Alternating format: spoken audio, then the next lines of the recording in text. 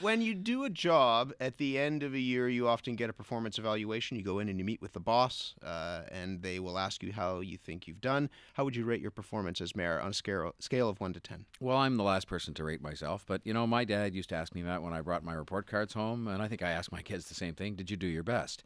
And I think I've done my best, but with a note that I would say, the first one to say it, that there's much more to be done on transit and traffic, on jobs, on housing. There's a lot more to be done, and so that's why they give us a 4-year term, I guess.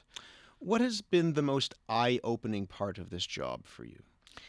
Well, on a positive note, the incredible, and I've just come back from London, and that's when you appreciate that we have a diversity like they do in London, but we seem to have done a better job of kind of getting people to work together and embrace each other and accept each other, and the magnificence of Toronto's potential is in front of your eyes when you go somewhere else.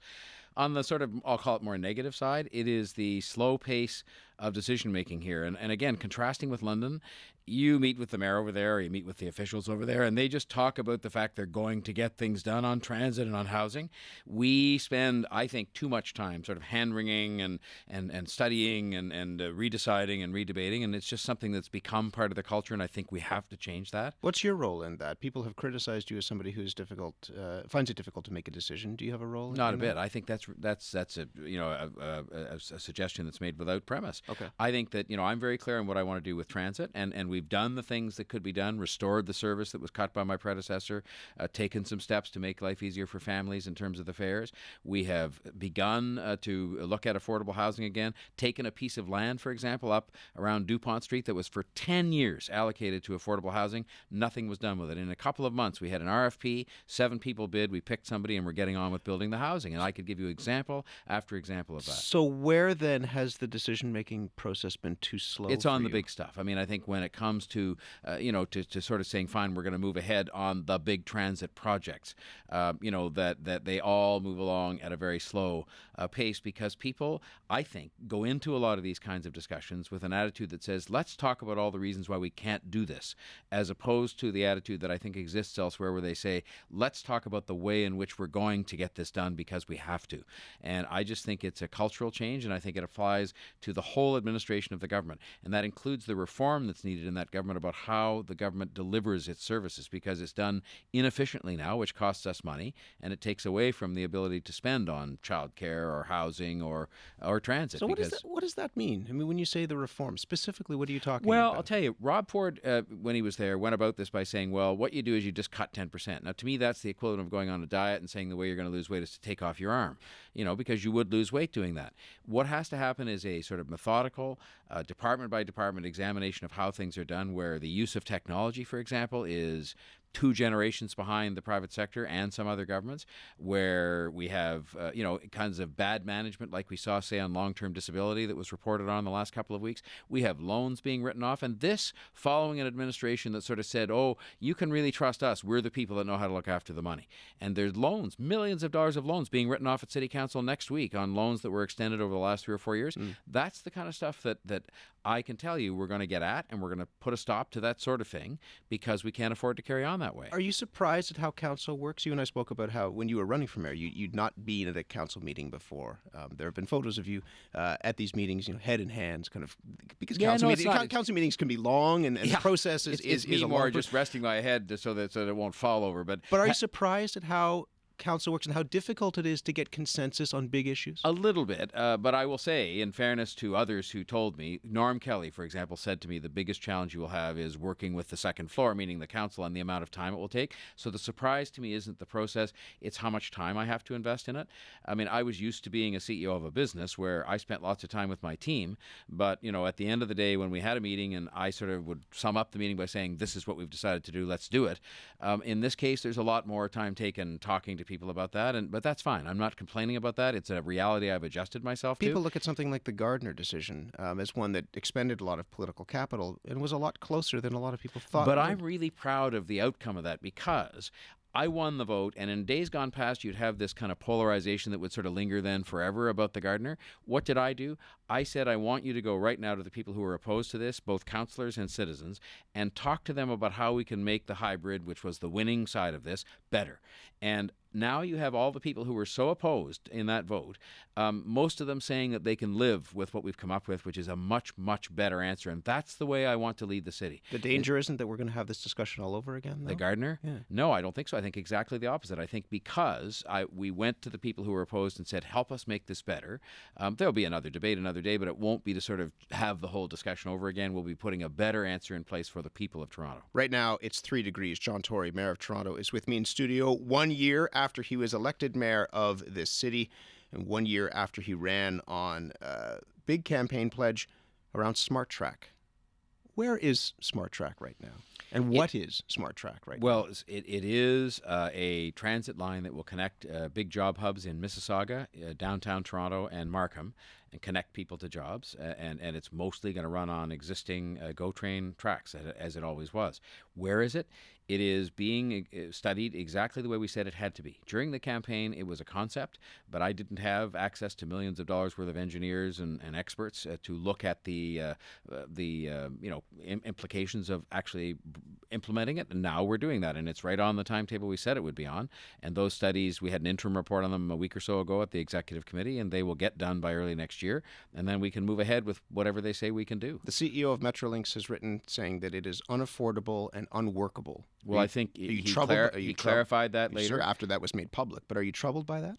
No, I'm sitting with him once a month, every month, like literally in person at a meeting with him and the chair of Metrolinx, and I'm sitting with provincial government officials, and we're working well together to get this done. And that's the bottom line.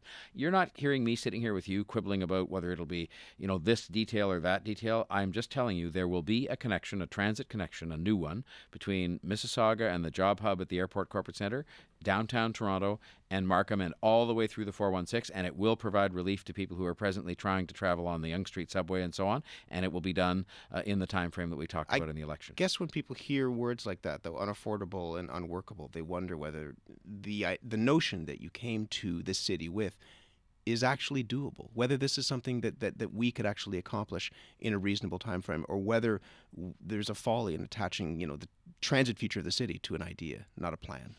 Well, again, this is the same thing that happens, which is that people sort of sit around and think about all the reasons we can't do things. And no, but this is the CEO of the CEO, Matt, of the very same Metrolinx put out a statement the next day saying, look, we're working closely with the city to get this done. And he is. And at the end of the day, the studies and so on are going to look at the cost. That's why we're doing them. But I will tell you, the idea will prevail in the end, and it may take a slightly different shape. It may have a slightly different cost. I don't know. That's why we're bothering to do the studies and spending the people's money on those studies, not just for the sake of saying we did them.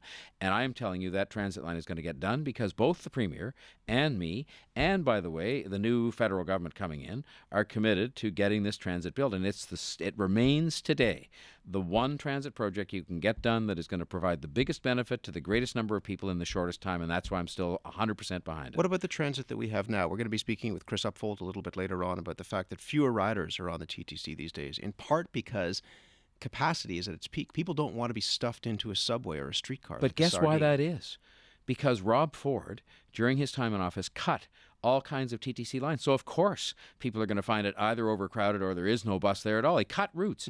I restored those, and the city council did under my leadership, and the service was only restored like in a month ago. So, because it took time to get those routes back on. So now we've got more capacity back there, including increased capacity on the subway, and I hope the ridership will start to come back up. But it's natural that when you cut service, you're going to cut ridership, and that's why I thought it was such a terrible mistake to do that, as we discussed earlier. Let's talk about the police budget.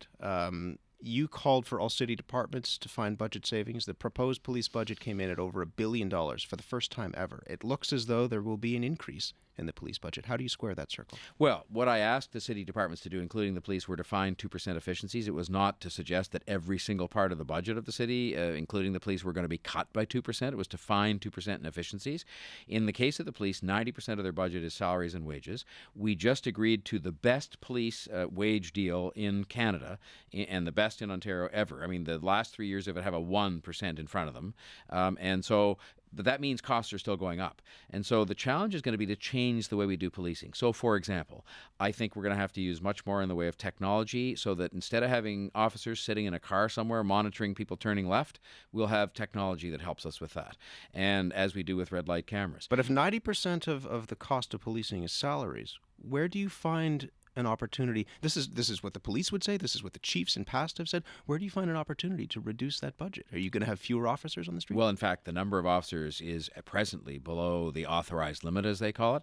And so would you support fewer officers? Well, I think what we have to support is the number of officers necessary to get the job done. And that's a discussion we have. The police chief, in the end, is charged with giving us the advice, the police board, on how many officers he needs to get the job done to properly police the city.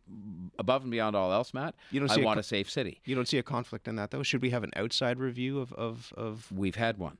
And we've had one not so much on the number of police officers, but what the studies show, and we've just met with experts recently, is that there are different ways to do policing in 2015 that use technology, that use other kinds of people, including, for example, when it comes to dealing with people that are in crisis, people who are socially trained and are not fully trained police officers. A lot of the police, when you look at the calls they get, of course, a lot of them have nothing to do with law enforcement per se and have to do with social problems, mental health problems, and we've got to make an adjustment to that, and we're doing that, but it takes time. And so you believe that budget can be reined in?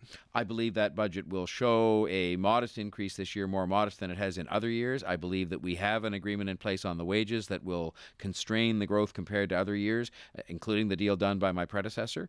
And we're just going to have to work at this, but it really requires substantial reform in the way we do policing, and I'm determined to work with the police to bring that reform about. Two final issues, just very briefly. Yep. One is affordable housing. When will people who live in affordable housing see meaningful change in the buildings that they live in? I think they're going to start to see it on a gradual basis because project after project, we are now getting the development community to agree to put affordable housing into their developments. We are back to taking city land and things like that and actually using that as a means of inducing people to come and build affordable housing.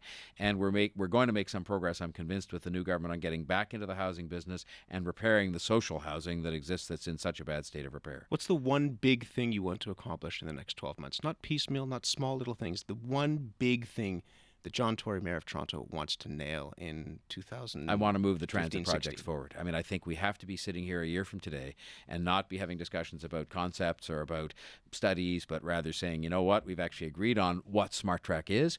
We've agreed on the fact we're going to proceed with the other transit projects that are talked about, some of which are even approved. We've got to get ahead with them so people know they're really happening. We're not going to have yet another debate where something's reversed or reconsidered or whatever.